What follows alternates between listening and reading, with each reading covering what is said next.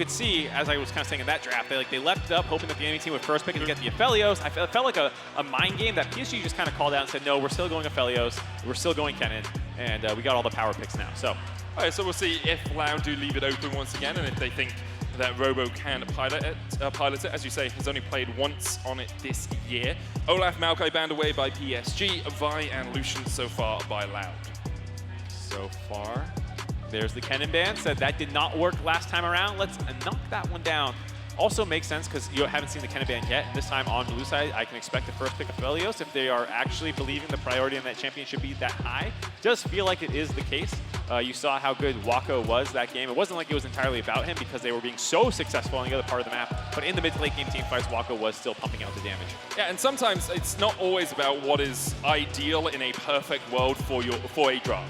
It is what is the most comfortable for us. What works the best for us, even if we don't want to look to Aphelios maybe later on in the tournament. And here, Loud say we are most comfortable on this Nautilus, which is a three-way flex. It was banned out in game one, coming through this time, able to grab the Nautilus up. We'll see where they end up putting it. I'm happy if it goes mid for Tenones. I like seeing him on playmakers. I think he can be a carry threat, but he's at his best playing things like Lissandra, Talia, Ari, these kinds of things that, yes, they can play for themselves a little bit, but are at their best comboing with other champions on the map, whereas Cassio is a very selfish pick in a lot of ways, where you're like, I need to farm up guys, don't do anything for 30 minutes, and then I'll be great. Yep. It does become very strong as the game goes on, but if you lose the game before then, I mean, it doesn't manage to hit that power point. Aphelios Thresh once again for PSG, no real surprises there. The answer from Loud, expect to see an AD carry here. And maybe the form of a Zeri. Could, of course, go to Jinx as well for Root. It's always a possibility with the Xayah banned away and kind of falling down his champion pool. You picked an Italy here, you did give away the fact this Nautilus isn't going jungle, and I say it's a three-way flex. Like, Nord jungle is a whisper, a rumor on the wind right now, rather than something we're actually seeing brought to the fore. I do like this adaptation, Croc. Not copying, pasting the G2 playbook exactly with Nautilus and Italy, splitting up the damage profiles a little bit more here. Does, again, like you said, leave AD carry as the next potential lock-in. I do think Root, despite being relatively quiet that game, was good. Yep. He had some decent lane phase. They were able to find some kills around him. In the end game, almost saved it at that Nexus defense by playing quite well. So I like going back to it and say, like, hey, let's hopefully get me to team fights where we're not down 6,000 gold, and I'll be able to actually help you guys this time. That's always the goal, right? Yeah. A team fight where we're I'm not asking for much here, but like solo lanes, please. You know, 4K, kind of managed with that. But there's the Zeri in the end for Root. We'll give him the power in the team fights.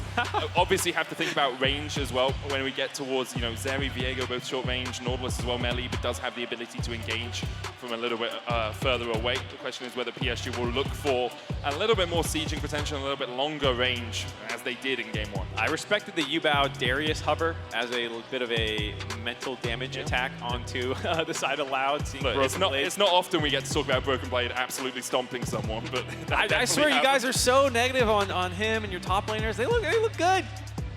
And plus you got Chasey waiting on that line. Played against Aljan. Hey man, it does look good. You're right. I think you look really good. Okay, well let's. So does yours. Licorice looking very strong at the moment. Let's focus though on these two teams in front of us. The Gnar banned away means that Robo won't be able to revert to comfort against this Cassante. Syndra as well removed from Yubao. They're trying to isolate some of those mages that can be powerful in the mid lane. Yubao could of course go to something like, you know, a Lissandra if you want to look for a little bit more lockdown threat. The issue is always going to be trying to match the push from the Nautilus in the lane, and whether or not you just accept that that Nautilus is going to be able to roam around quite a lot and you just try and scale up in your own lane, or whether you try and actually get across the map with him. Yep, some of the common counter picks being banned out, kind of telegraphed in the Cassante top. Yubao has not played Cassante mid yet this year, and it doesn't really strike me as a Yubao champion. I think he's best on range. He does not play a ton of melees. Even then, it's like Sylas and Galio as the melees you're playing, which are pretty staple mid lane champions. As I say the Sylas, they ban it out. Maybe they heard me and they're like, yeah, that's a good idea. Let's not give that over. Mark Z said it, so we just throw out all of our draft. Sylas with Nautilus ult sounds pretty brutal. Yeah, that sounds pretty strong. It can be pretty devastating. We'll see where PSG decides to go. This will likely be a blind. I could go jungle here, actually, if you wanted just to lock in something like the Wukong.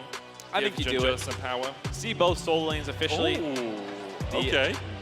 Junjia, Kindred coming in yet again. Very nice to see that. I in particular feel like Kindred is good this tournament. We have not seen the upper echelon of its ceiling hit yet. There's a lot of times where the comp that you are playing the Kindred with falls behind, then your ultimate is actually saving the enemy team or enabling them to die onto you. Yeah. We've also seen people, I don't think, coordinate the knockouts around the Kindred quite as well. So I think this is a champion to keep an eye on as the tournament progresses, maybe going higher in priority for a lot of. Yeah, carry junglers really feels like it's going to be a key point of focus when we get into that bracket stage. Ginger did bring out the Kindred in the PCS finals, 7-0-1 against FAK. Did a very strong job there, but that's the only time he's played it this year. Obviously very confident on the champ. Malphite locked in for Loud. And there's still the debate where you put your support, where you put your mid laner here. Nautilus, that flexible pick, Annie as well, worked his way all the way through the draft. Now, is it Annie mid or is it Nort mid? And because PSG can't tell, they have to decide what they're going to try and deal with. Two very different champions, Nautilus and Annie, despite the fact that they share similar roles. You can always put the Annie in support. We'll have to see. I mean, just thresh mid it, and then you can just, multi-flex on both sides. I will say, this is a very all-in, blow somebody up composition out of Loud. Very straightforward, very easy execution, but into a Kindred, who, if he is not the target you are blowing up and he is in range of whoever you want to focus down, will be able to keep them up no matter how many ultimates you throw at that person. Combined with the Galio, if you try and jump into the Kindred ult, I was highlighting that as one of the other melee champions that you do see Yubao bust out sometimes, does speak to the fact that PSG seems to have a pretty strong composition into how Loud wants to play right now. PSG, it feels very much like an engage on us, and then we'll see where we go from there sort of composition, as you say. I do like the fact that Loud have a bit more agency. It's something we talked about in game one, the ability to do stuff in the early game. You can get the Spectral Maw stun, you can get Annie going in there with her stun as well, get her around the map. It is Nautilus support, and his pick potential as well in that bottom lane can be pretty devastating. Loud with a lot more arrows in their quiver, strings to their bow. Tools in their belt. Tools in their belt. As an American, bullets in the chamber. Yeah, true. Wheels on the car. Well, I think there's a limit to how many wheels you want on your car. Those big 18-wheelers, it's a van, just a big car, I think is the question we're asking here. How far can you stretch the limit of a car? Yeah. There's a 747 a car just because it has wheels but can fly. Yeah, an aeronautical car. I do not trust you with engineering. I trust you with medical advice. I you are do that medic. You are not called engineer. Learn your role in team-based shooters. We need Kobe up here for the chemical engineer. Oh, yeah. Yeah, it's a huge match for both these teams, of course. The winner goes through to play up against Golden Guardians. PSG 1 game away from doing so. Loud need to win 2 in a row. Need to reverse sweep the series. It will only be their second ever international series win. Let's get on to the Rift for what I am sure is about to be a banger. We start off with a Chemtech Drake as well, so no Chem Soul this game, Mark. You can hear the crowd backing Loud, I'm sure. One of the favorites of the crowd so far, having the loudest easily, living up to their name and knowing that they need to win this one to stay alive in the tournament against a, like I said, very difficult comp for them to play into against PSG. Wanting to get ahead early on to make sure that they're there early in fights. Making PSG face check, maybe then you can find Junja at the start of these fights. He will feel like kind of the primary target you want to blow up, because if you don't, he'll be able to save whoever they're trying to focus down. I have a small tech that I just had to check to make sure it's going to work. But if Root is alive on the outside of the Kindred ult, and she pops her Lightning Crash, damages an enemy champion before the Kindred ult goes down, she can stack on people in the ult. So even though she's unable to kill them, she can still build up all of her overcharge stacks. And then at the end of it, just as really Sumizeri. She's fast as hell. Yeah. It's kind of like the old Callista, but without the damage instead of move speed that you're stacking. Exactly. So it's a pretty common counter pick to the Kindred. We probably won't see it, and I just thought it was a fun thing. But it's always a possibility. Root has been a consistent carry for Lao. Love this out of Yubao. Hard shove the wave, level 1, get a ward out onto the enemy Raptor camp, and get information for Kindred, as we see nice hook to start that stage, though. Woody realizing it's not going to be the easiest of lanes for him. The Nautilus into Thresh is a common matchup because Thresh, for his E and for his Q, locks himself in place. And the Nautilus hook actually has a slightly quicker projectile speed than the Thresh hook, so if Thresh tries to hook, as Nautilus, you just chuck a Q exactly where he is, and you know you're going to get the CC off first. And because of that, Woody's gone bone plating in the lane, knowing he's probably going to suffer a little bit of pain in the 2v2. Absolutely the case. Junglers on opposite side of the map, both of them starting on their blue buff, clearing to the opposite sides. Junjie going top side, no surprise. Cassante will be having a pretty good lane phase for most of this. Something that Junjie can hope for the Scuttle Crab spawn on this side of the map and then hopefully be able to grab that one if he wins the 50-50. On the flip side, of course, Diego making his way down to that bot lane that you're talking about has prio, has a lot of tools to set up kills, and I think that's something that Loud will have to do is get out of the lane phase with the playmaking of the Annie and Viego to go start finding some ways to accelerate their team comp. And something Tinon struggled to do in game one. It was Yubao who was roaming. Yubao going up towards that top lane, getting those early kills. Tinon, though, does have the early push. Of course, on the Annie, when you use your Q, if it kills a minion, you get the mana back, so it can be a little bit easier for you just to constantly wave clear and constantly keep that stun stacked up. And like we were kind of saying as well, the range of Annie in the support position is very annoying. Also very annoying for melees in the mid lane. You can see Yubao trying to get the taunt off on top of Annie, but outranges it pretty easily, especially with the move speed on the E when you cast it on yourself. Did he win the mark? The flip? Was it flipped up towards the top side? I didn't quite see. Oh, we can check Kindred. Yeah, if you look. The Kindred mark confirmed. If you look at Jinja's icon beneath his smite, there's a 1 on that icon. That shows that he has 1 mark right now. At 4 marks, you get increased range. You become a lot stronger as the Kindred, and then every 3 marks after that, you get more and more range. Really, it's a bit like Kayn, where you only become a champion when you get those first 4 marks. They are looking to use Jinja and Yubao up towards this top lane. We talked about the roam potential from PSG. Holding the wave. Exactly that, Robo. Can try and catch the wave. Flash, Torn, Robo flashes underneath the tower though. Usher tanks up 2 tower shots. Robo down. Jinja, 1 more tower shot would be enough, but it doesn't find him. And PSG execute a perfect dive. They are on a ward though. The fact that Robo dropped that one over the wall before he dropped means Croc knows exactly where Junjia was and did not give him a hop over the wall, forcing him up the lane. Probably going to have to hope he can execute the turret. It probably is long enough here. It is. Good execute from Jinja. The other thing too, because that dive actually developed so slowly and Junjia was holding the wave, he had time to swap off Viego onto Malphite as the target that he had marked. So he's actually grabbed his second already. A very nice start to the game for the former EDG sub-jungler. And a new quiver on his first back. Already stacking up that damage for the Kindred. Kraken Slayer, usually what we see from the Kindred. Don't really need the extra dash from a Gale Force. Might go shield bow, depending on the amount of burst from the enemy team. We'll have another look at this dive, Mark. Yeah, Robo getting left on an island for the 2nd time in a row again. Tinones had TP, did not want to use it up here and then have to base and run all the way back to mid lane. But that does mean that Junjia, like we said, had time to swap over to Malphite, grab that extra mark, and now he's coordinating with Yubao to continue pressuring all over the map, this time onto the bot side. Yeah, Yubao getting the push once again. We'll see exactly oh boy, whether Seos can survive. Seos has a lot of CC. That's his one saving grace in this position. The wave is caught, Root coming in as well.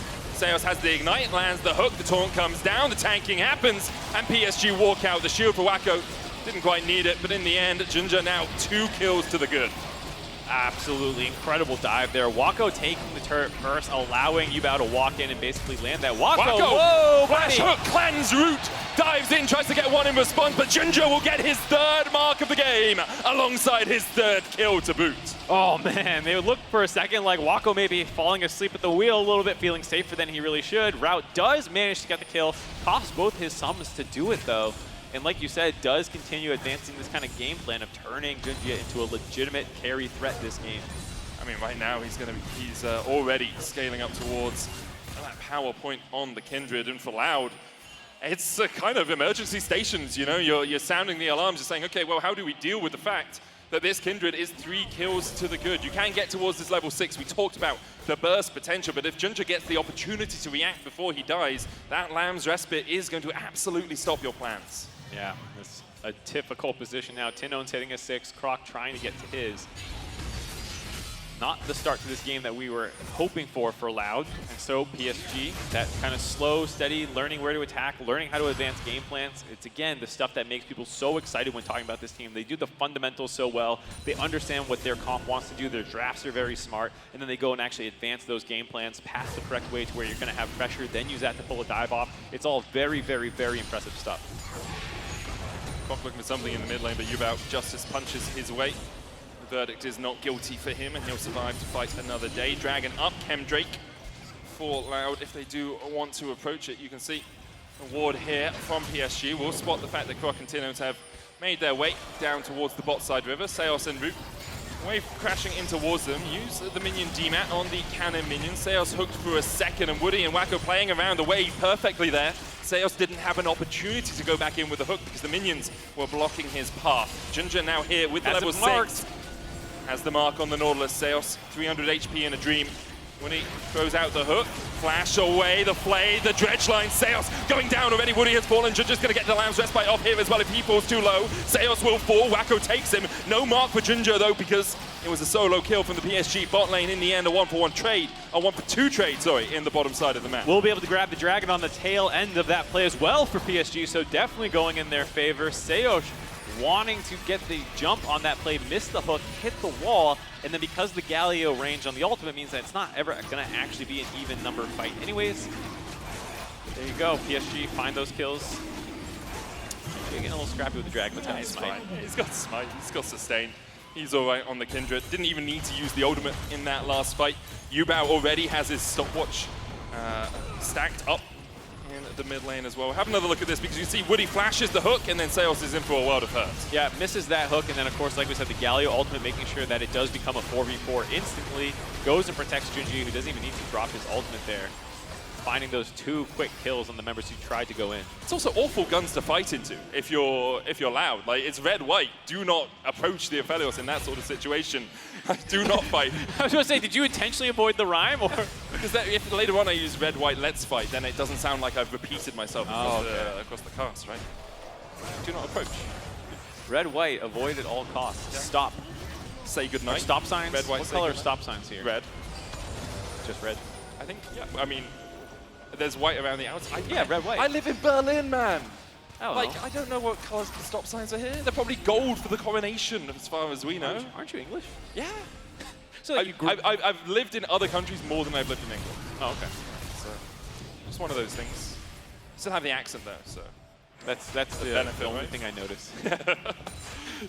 For the moment though, PSG setting up around this mid lane, 2,000 gold their lead. Rocket's taking the Rift Herald, and Woody and Ginger now going to realize that this is being snuck away underneath their noses, and Ginger and Woody can just step across. They're looking to catch perhaps Tinones and Seos as they try to join the fray. Woody level 6 does have that box.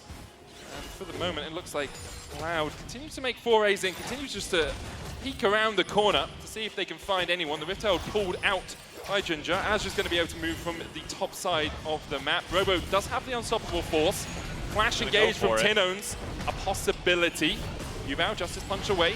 Azur now needs to join up with the rest of his teams. Tinones still looking for the Tibbers, lands it onto Ginger, but Ginger still has 500 HP. The hook goes down onto Robo. Yubao's going to flash away from them. The unstoppable force in as Loud look for the fight. They find one. The reset's now starting for Croc.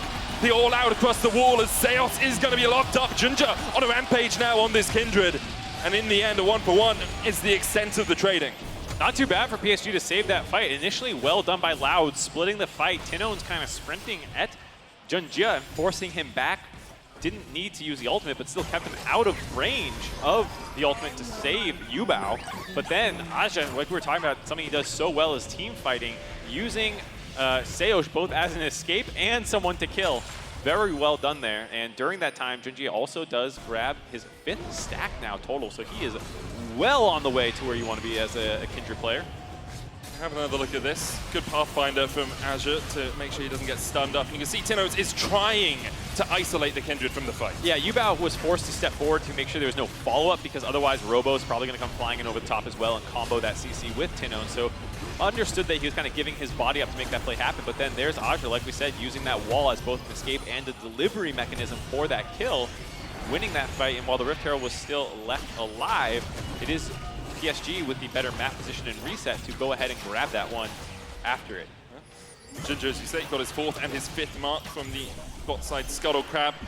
Now has that 75 extra range. It's going to be a menace in these next team fights because we haven't talked too much about it, but Allowed, even though they have this burst comp, it is relatively short range, right? The Annie, although her auto attack range is long, to get in range for a Tipper stun has to be pretty close to you. The Zeri, one of the shorter range AD carries, and then obviously melee across the board for their other 3 players. And if the Kindred can just dance back, just keep a little bit of distance, it becomes very tricky once again for Loud to approach team fights. Yeah. Absolutely loving what we're seeing out of PSG. The draft strategies to kind of neutralize in both games. Yep. The initial plans from Loud, the execution of it. Junjia, talk about a little bit being a sub jungler for EDG during their Worlds runs, and coming over with the former coach of EDG as well to bring that kind of identity to this squad from the PCS and integrating it quite well. And in a lot of ways, Junji is not the star player. I think everyone talks about Wako, but in a lot of ways, Junji is the engine for the compositions and the early game play and the shot calling and kind of seeing how you want to approach this game. So very, very nice stuff out of him this game. This time, getting to be the carry himself. Yep. He's in a very strong position on this Kindred. Does have that Rift Herald. Like to see him pop it down in the next minute before those plates do fall off. It's just optimization of gold, but you can see Loud trying to react by pushing through this mid lane. The stun's going to land with that Spectral Maul, but Yubao already had the taunt off, the Heartbreaker forward. They're trying to just kill off Yubao. Good hook, stopwatch. Do they have enough damage afterwards? The Ignite ticks, and down goes a Yubao. Nicely done there by Loud, finding a pick-off in the mid lane. Get a bit of gold into this Annie's back pocket, increase her one-shot threat potential here. Nice little combination between Croc and Tinones. Nice little play, and Seos as well with the hook in the middle of the Justice Punch. I think Yubao was probably dead anyway, even if he lands that punch. Now with the Dragon up, PSG trying to continue their stacking, second Drake of the game for them. Not going to place this Rift Herald before the plates go down. Could have used it mid to try and garner a little bit more pressure, but because Yubao is dead, makes it a little bit trickier for you to really play around it. Seos could look for something here. Decides against it as PSG now make a beeline for the bot lane. I thought for sure there's a chance that Lau was going to contest that. They managed to hold on to a number of ultimates while making that pick happen. Annie's still up. You still have the ultimate from Seosh, only Viego losing his. And so this Rift Herald gets dropped in a position where Shelly's going to have a hard time getting in there. Won't get close enough. The hook lands onto Wako, but here's the hero's entrance. Stopwatch from Seos trying to buy him a second to get back out of this fight, but already he's taken out.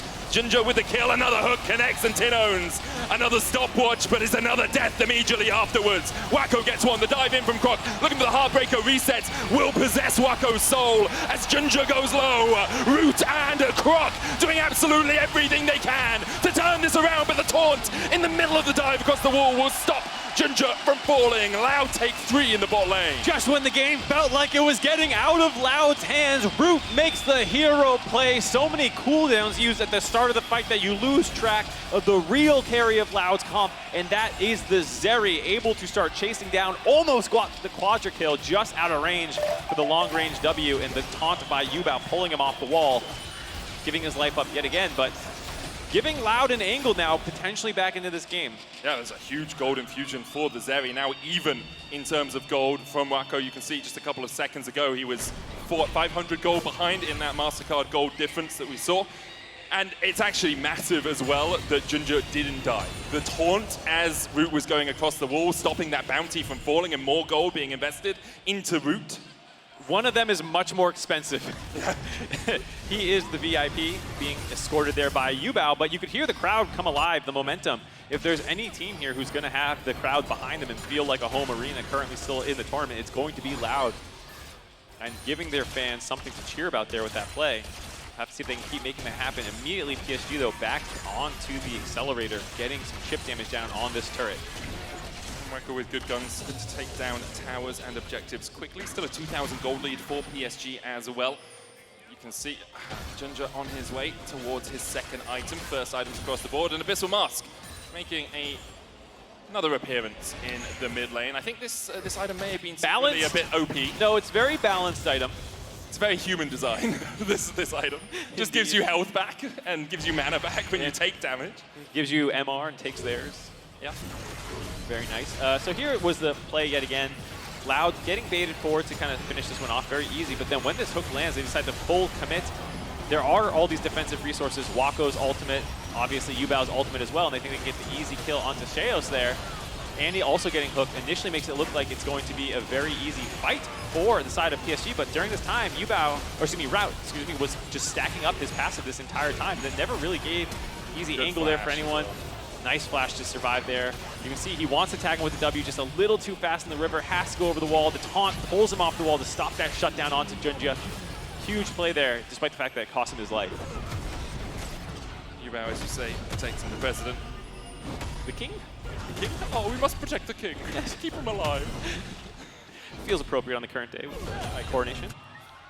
Some people would have different sentiments, but as you say, it's great stuff from PSG to keep their jungler alive. 5, 1, and 2. Ginger now Black Cleaver complete. 2 items, a whole item ahead of Croc, and you can see Loud setting up for something, maybe thinking that Azure is a little bit out of position. The wave push in the mid lane, though, for PSG. I kind of like that idea. They didn't quite know how hidden they were, but Loud had actually done a very good job sneaking deep into that jungle. It did feel like, hold on, TP behind Junjie here. The Lantern, though, will get into safety. Junjie will deal with Robo. Seismic Shard going down. Robo steals away a little bit of movement speed, but that's really all he gets out of that teleport. Did have the unstoppable force, but couldn't quite find a way to invest it in, with Junjie once again having that Lens Respite, the Kindred ultimate up. It's very tricky for Loud to really find a way to approach the fight. Azure, tanky. We haven't really talked much about the top laners. Azure and Robo have just done their jobs, you know, farmed up, got tanky, and now we'll start to see exactly how much impact they can have in these fights. The Rift Tower, perhaps the first 5v5 of this game. Junjie has split away from the rest of the team, so you have to keep your eye on exactly his positioning, because if he's ever too far away, maybe you can burst down one of the members of PSG, as Yubao forces out the stun out of Tinones. That's a pretty big win, actually. Robo going in, Wacko's going to jump away, flashes away from the unstoppable force, and Wacko's already killed off Robo. Sails the second to fall as Loud find themselves wanting in the fight. PSG can gain control of mid and push this in, and this will be 2 kills and a tower in the end for them. Such a disjointed engage by Loud there. PSG doing a good job forcing Tinones out from the flank, forcing his stun out, and that is the time that Robo decides to go in. No follow-up available, even if the Junjie ultimate wasn't there. He was going after Wacko. You know, there's just no way that engage was actually going to work out. Ends up giving 2 kills over to PSG. They're able to go ahead and grab the mid lane turret, the one saving grace is Loud did grab the Rift Herald in that standoff, but does feel like it's too little in return. It really depends on how well you can use it, but there's a 4,000 gold hole for Loud. Junjie now going to get the 3rd dragon of the game as well. Croc might look for the steal, can jump in with a Heartbreaker, but instead it's PSG that secure it once again. Mountain Soul in 5 minutes for them, unless Loud can find a way to answer this unrelenting pressure from PSG. I do like the idea there by Croc to not burn his ultimate. Probably would need his flash back out, given the fact that there were extra people behind Junjie. I mean, also, Junjie's really strong. He'll just straight kill you. I don't think 1v1, you know? Yeah, did not need any backup action now you mention it. 6 kills now for him. And this Rift Herald, they're going to try and break mid-turret. We'll get in charge range. But not enough damage to take down the tower. It's about half of the turret's HP after the plates have fallen. Baron up. So I really doubt that either team wants to prioritize it as of yet. Perhaps, I mean, PSG are in a position where they could kill it really quickly, but having watched PSG across this tournament, I think they're going to wait for, like, you know, Drake and then Elder and then maybe a Baron. I was going to mention game 1. I know a lot of people felt like they could have ended quicker when you kill the enemy jungler right in front of Baron and you're 6,000 gold ahead. You can start it as well and not even finish it, just kill them when they contest you. But PSG is not that kind of team in a lot of ways. I do think it's something that going forward in the tournament, whether it's tomorrow against Golden Guardians, should they win that, going to the main stage, you do kind of have to take your opportunities, because every time you don't take a fight that is sided towards your favor, you're kind of giving the opportunity cost to the enemy to then pick a fight that they want. So I do think there's moments where PSG could get more aggressive, but they are also very, very good at doing what they do, which is picking the fights that they want. It's just about how many windows you want to leave open, right? Like, you can close a few windows by shutting the enemy AD carry down, by making sure that Robo isn't really able to carry a game. You can get a 4,000 gold lead, but you leave a few windows open if you're not taking all of these objectives off the map, if you're not really suffocating the enemy team out of the game. For the moment, though, PSG looking to defenestrate Loud and remove them from the equation here at MSI. Loud still have Croc and Sails teaming up. It's worked out for them once in the past in this game, but PSG very willing just to step back whenever they think there might be pressure, whenever they think they might be outmanned, outgunned, outnumbered, or outplanned. They can just retreat from the situation. A lot of outs that the enemy team is looking for. Currently not finding any of them for Loud. Did feel like they had that one moment in the bot lane, but since then PSG has regrouped, kind of gone back to what they do best, grouping up, making plays. The good thing about that moment is Root is 2 items, right? Like, Zeri is strong. If he gets some time in a team fight, he can absolutely come alive. I think that is the thing that you were kind of hinting at a little bit with Root being someone who can stack up as Seosh. Hook lands in the Shred. It's not often you see a hook land and then the enemy team run away! Oh, I don't know what to do. I didn't think I'd get this far. Very funny interaction here. But I was going to say, Root being someone not just stacking up the passive of your ultimate after you pop it, but I just mean getting everyone low and coming out of a Kindred ultimate is still a very good situation for a Zeri pentakill angle. You know, when everyone's low, you get these chase down sequences, you can finish a lot of people off, and there is a lot of AoE damage if the anti-Tibbers is like burning everyone down. I will say, so far, Junja has done a very good job of annihilating Tibbers with his smites as soon as he can, and making sure that she's not running around. Tibbers does a lot of AoE damage burn with the Leandri's build if you're not paying attention. I've seen a little sequence of events here where Loud have actually gained control over this river. You can see how little vision PSG have. And the Baron has been started. Loud just calling PSG to the party. They're like, hey, come fight if you want to. Seos keeping Azure at bay. Yubao coming across from the side as well. Tino's looking for that flank position, but PSG now starting to invest the vision. 4,000 HP on the Baron. Tino's forced down towards the bottom side. The Baron disengaged by Loud as they look for Azure, who can escape, but the sun's going to land. The Gargoyles heals him up for the moment. The shield coming out as well as Azure down to half HP, and Loud slowly winning the fight. Step charge onto Junja. There's the hook as well. Seos flashes away. Azure low. The Heartbreaker coming into this lightning crash as well as the hero's entrance is going to jump into the middle of them all. Croc trying to escape down towards the bottom side as Robo is low. He's killed off by Wako. Root though exhausted, still stacking up. The overcharge, he's looking for more. The hook lands. Yubao gets another as Croc goes down. Root's still alive, but he's the only one alongside Tinones. And all he can do is stand and watch as his team dies in the mid lane. PSG played do-si-do with Loud, baiting them in and out over and over again, but walking away 3 for 0 and healthy enough to finish off this Baron. Well done managing the threats of Loud as they came in one at a time. Aja in particular taking himself down to the limit, but staying up. Great play all round by PSG, getting out with all 5 players alive as well. I have another look at it because it's Azure core and then it's Junja core, and you think for a moment that Loud can come out with the victory in the fight. Yeah, and the whole time Root was on the backside just hitting closest target. Not the end of, not the worst fight you could imagine here as they forced Junja low, just not able to again combo the CCs together, and he was not able to charge through Aja, who was buying his space. Then they kind of trade that out for Yubao as the closest target for who they have to get through during that time. Robo is finished off, and then the rest of the team can kind of charge forward. They bait extra members in, flashing out of Croc's ult there, denying the potential reset to come through, and making sure that they do not hand any gold back over to the side of Loud. Perfectly managed team fight, and now with Baron and a Mountain Soul in their eyes, PSG gotta go. You do not want to give over the extra resist to a very tanky PSG comp. Root, 2.5 items. Tinones has the Void Staff as well, but Azure is just so damn tanky. The hook lands, Tinones looking for the stun already. Robo's down, Wako just assassinates him, and now PSG on the front foot. That's a double for Wako. And Loud really don't have a way to answer. Root, Croc, and Seos on the retreat. There's a tower here for them, but Azure will tank it. Gladly he will. The taunt comes out as well. Another for Wako, it's 3. Azure seals away the pentakill, but we've seen enough of Felios Pentas to round this one out. PSG, in the end, will clean up the fight, and Loud are left wanting. 5 for 0, clean ace for the side of PSG. Unfortunately, do not have a path to end the game currently. Too many turrets still available. They're still working some of these down in the bot side. Grab the soul as well for Junja, while the rest of his team grabs the turrets. And while the game is not over, it's everything else. Yeah, 10,000 gold lead, a Mountain Soul. Baron still for a minute as PSG can continue to push in. Won't be inhibitors off this Baron because of the fight, because of the distraction that happened, but in the end, PSG just in such a commanding position, and their Red Bull Baron power play already up to 6,000 gold. For Loud, what do you do in this situation? You have to kill Junja, you have to kill Wako, and to do that, you have to get through Woody, Yubao, and Azure, who are very happy just to stand right up in your face. Yes, on top of the other defensive tools available, Yubao's ultimate, Junja's ultimate, Woody has the lantern to pull people out after they charge in. Just feels like even without how the game went gold-wise, it would be very difficult to team fight against PSG's composition here.